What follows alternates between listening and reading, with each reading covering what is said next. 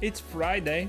It's Mumbling Friday, which means I'm just recording the video whenever it happens, and there is no stream today because the Easter is close by and everything, but the next week there will be also the Wednesday Friday stream and yada yada. Anyways, we are on Solaris LE. We are playing as Zerg in the blue colors on upper right corner, going for 50-50-50 opening, and we are playing versus Terran player in red colors on the left bottom corner.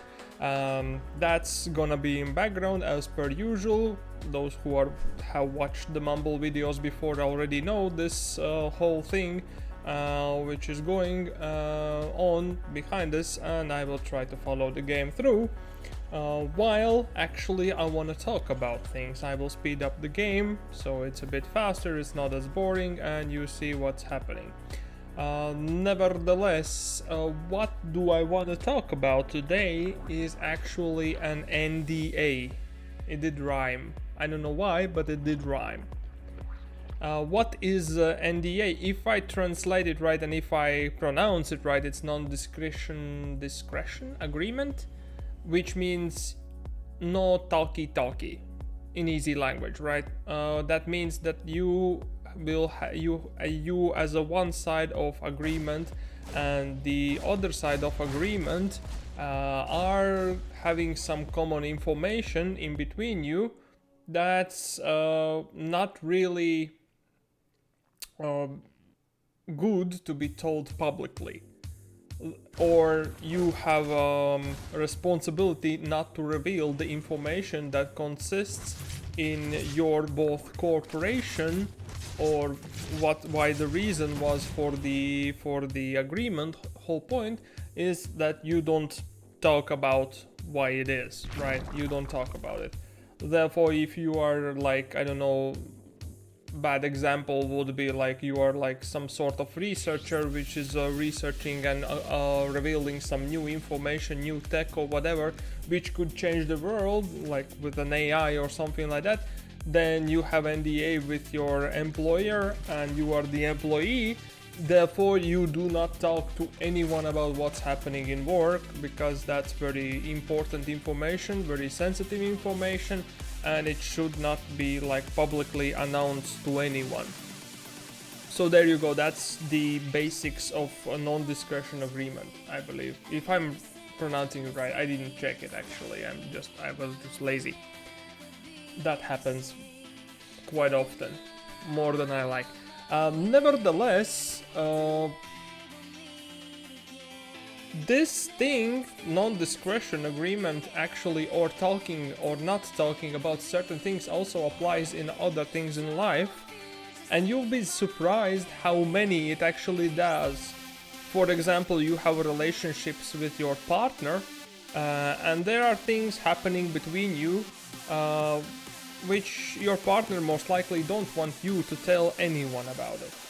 I'm telling that from my personal experience because I have issues with talking too much or talking in general.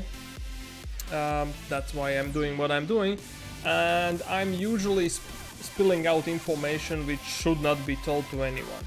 And it might be painful, it might be offensive, and it might be, right, not really a good thing to do, right? So for example, if you know that if you are like judging people, like what you don't need to do, and you are doing that in loud, right, in front of them, then obviously you will have some consequences, right? Maybe if you are like the stronger person in this situation, the strongest, then you will just be safe, right? But that will be a bullying, straight up. While if the other person is the one with the bigger muscles and bigger back, then you will be the one who will get your ass whooped, unless that person is like a totally grown up and can take it like criticism. But usually people are just too afraid to tell about the strongest man in a room anything, right? Because you don't do that, you are not suicidal or anything. Nevertheless, the point is that there is information between you and other person that you are not spilling for anyone, you are not telling anyone. Same is in the families, same applies in a lot of situations, which me personally I have an issue with, and I have had it for a long time. I've been working on that, and that's deeply connected with discipline, because you need really like to discipline yourself to learn not to, as firstly, not to judge, secondly, not to actually tell things that you shouldn't tell in the places you shouldn't actually tell them into. So yeah, been working on that myself, and most likely everyone, if you want to be around people or be connected to any person at any point, you will probably have to learn not to do that kind of stuff, which is very important to have a good relationships, to have a good relations with your employer, for example, in work, and it applies in a lot of things, on a lot of cases, especially about judgment. Which, yes, okay, you judge people, you know that you have this issue, but you do that silently, you do not do that. As an example, I can tell when I was studying in university, I was always very loud and loudly told my opinion about like teachers or whatever. And as like usually it happened when I actually did put down an opinion or some jokey, snarky thing, the teacher, the person was actually walking behind me. I was like with my back and just in a corridor with people talking smack about teachers or whatever, and exactly that person were the one which was walking by, like, and they were like properly persons. They understood my like childness or just the on like not grown man opinion, right? Not actually proper person which is talking at the moment. So they were taking that with a little grain of salt. Obviously they did revenge in some sort of ways, but at the end we came out in proper, I would say. It ended well. I did finish university, so that's good enough in my book. Yeah, that's one example which you want to watch out of, and which you need the discipline for, and which you want to do that. And the agreement is like, I would say that's like extension of this thing, because not talking smack to other person in front of him, even though you know something, or not talking about certain topics which you know, like you as a kid probably have messed something up with another kid, and you're like, oh, let's not talk about it, nobody will know, we just lie about it, have the straight faces, and we are safe, right? So, and that's where pretty much it comes from, and that's where it arises. So believe me, you're gonna need that in a lot of places, a lot of spaces, and it's very useful to know that kind of skill. And that's the skill of shutting up when you need to shut up. I'm usually talking too much and off and on topic. So yeah, now we are back to game. This is the game which I played, I believe, Monday. Yeah, this Monday. I was playing against Terra, and I was trying to do some ladder after 4 hours of sleep, which was not happily. As you see here, I transitioned kind of to mech. Got my roach warren going on roach speed, because I see that the mech is the play of the opponent. I have my 4 bases, I just need to saturate the 4th so I can max out and focus on the attack and upgrades of that. What's the continuation? You will ask why you have corruptors, because I solved the starports, and I was with the tech lab, which was those banshees. I was afraid that it's gonna be a battle cruiser, because that's what Diamond 3 Terrans are doing quite a lot here. So I'm building army for for the mech, which is Lingbane Roach Ravager, and I was thinking maybe I will still go a melee one to get like Ultralisks and Broodlords at the end game, because well that was my idea of how I will get rid of this Turtley Terran. Although I would say that his turtle was not as strong as a lot other guys do. That's why I guess I beat him, because usually I lose to this crap immensely, like huge losses, and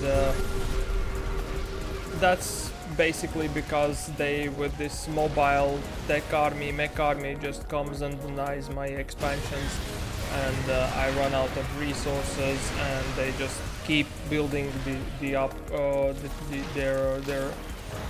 army up, and it costs me too much to actually handle my own army, and I just lack of injects and resource whatever, but that's a thing that I have to work on. Yeah, about the topic, I think that's I think is it. You just have to watch out what you're talking and where you're talking, and that's very important thing I believe that we need to remember. In this case, I'm telling that because I'm reminding myself mostly. If you haven't noticed already, these mumbles are actually like remind myself some smart, good things, some assumptions, some stuff which is very important in life, which is good to handle.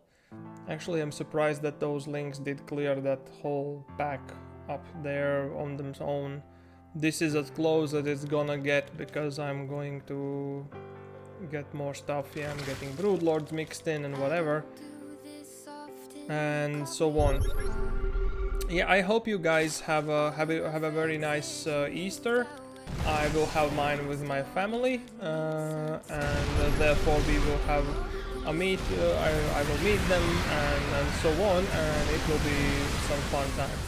This was terrible fun, but I guess this was the point where it was close to actually losing. And yeah, we'll start playing more games after the Easter, and hopefully get better at the game, because now I'm not really at my best position. And, the MMR swings are going up and down, and as if you follow me up, then you saw the tournament, which was on Sunday. I was losing both games like nothing, not even close. I need to step up my game if I want to continue this. I should have done that already, like I believe like 6 or 7 months ago, but yeah, this is it. In a game, yeah, this is what you do. If there is a turtley person going for planetaries here, there and everywhere, you just freaking go for their production. Because only production building he has outside of his main base is here, and the rest of stuff is pretty much located over here and driving out of his main, which is now occupied by Swarm. And I sometimes love this. This is very... you have seen highlights of me just running over, swarming over the Terran players. I love that when the links flood into their main base. It's just fantastic. I love that sight, love that feeling.